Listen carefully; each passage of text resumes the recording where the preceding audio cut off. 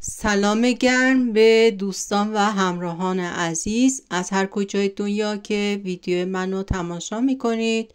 شب و روز شما به خیر باشه. امیدوارم حال دلتون عالی باشه.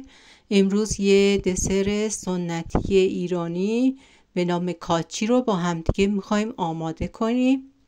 روغن مایه و کره محلی رو توی قابلمه میریزم و میذارم که کره آب بشه و دوغش رو جمع میکنم که نسوزه.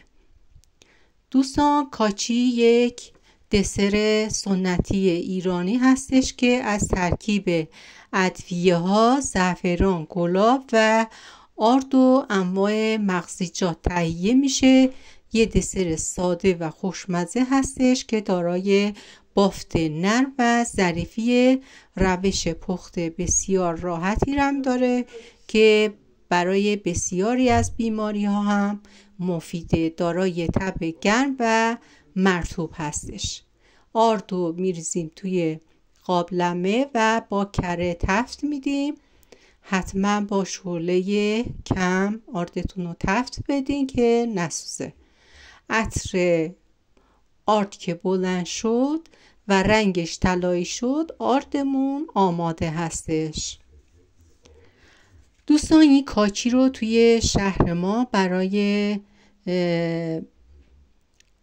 خانم هایی که تازه زایمان کردن و همچنین خانم های باردار و دوران پریودی خانم ها آماده میکنن، چون این دسر باعث تقویت و بازسازی بدن میشه. خاصیت ضد عفونی کننده و ضد التهابی هم داره که برای بسیاری از بیماری ها مناسبه.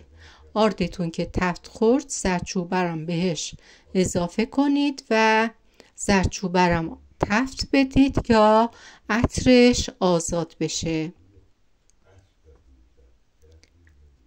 این دسر دارای خاصیت گرم و مرطوب هستش و باعث گرم شدن معدتون هم میشه. زیر شعله رو خاموش کنید و آب سرد رو کم کم بهش اضافه کنید. بعد از اینکه آب رو بهش اضافه کردین، اگه آردتون گلوله شد، حتما از یه دونه صافی رد کنید و گلوله های آرد رو باز کنید و دوباره بذارید روی شعله گاز و شکرش هم بهش اضافه کنید. بذارین که دسرتون به قوام بیاد. اگه خواستین از شکر استفاده نکنین، میتونین عسل بهش اضافه کنین، ولی عسل رو موقع سرو باید حتما اضافه کنید. نباید عسل حرارت بخوره. این دسر برای افراد لاغر که دچار ضعف جسمانی هستن خیلی مناسبه و میتونه یک میان وعده خوبی باشه. بعد از اینکه دسر به قوام اومد، زعفران و گلاب رو بهش اضافه میکنم و میذارم دوباره یه کوچولو جوش بخوره و به قوام بیاد. وقتی که جوش های ریزی زد توی قابلمه، دسرمون آماده هستش و اون موقع هستش که زیر شعله رو باید خاموش کنیم و دسر رو یه 10 دقیقه دم کنه میذاریم که دم بکشه.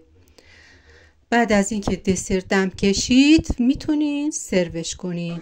امیدوارم این دسر پرخاصیت و خوشمزه رو توی خونه آماده کنین و با عزیزانتون نوش جان کنید. به امید دیدار.